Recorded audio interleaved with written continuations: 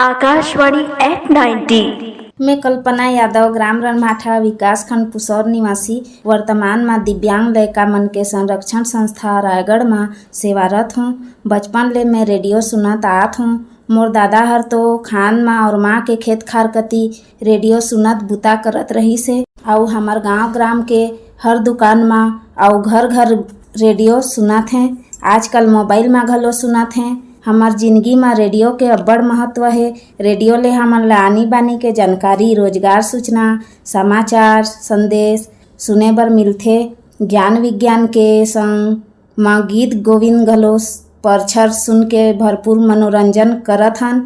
हमार दाई बहिनी मन बर घर दुआर और वनिता बिहार कार्यक्रम ले आनी बानी के रेसिपी घलो बतात हैं। किसान भैया मन बर खेती किसानी के जानकारी किसानवाणी के माध्यम से सुने बर मिलथे।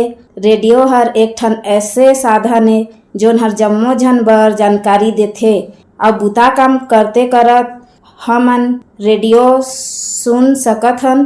तो आकाशवाणी के 90 साल पूरा होए मां आकाशवाणी परिवार ला मोर कती ले गाड़ा गाड़ा बधाई। ऐसने हमन ला नावा नावा कार्यक्रम सुनात रहें। दिन दुना रात चौगुना उन्नति करें। राम राम, जय जुहार, जय छत्तीसगढ़।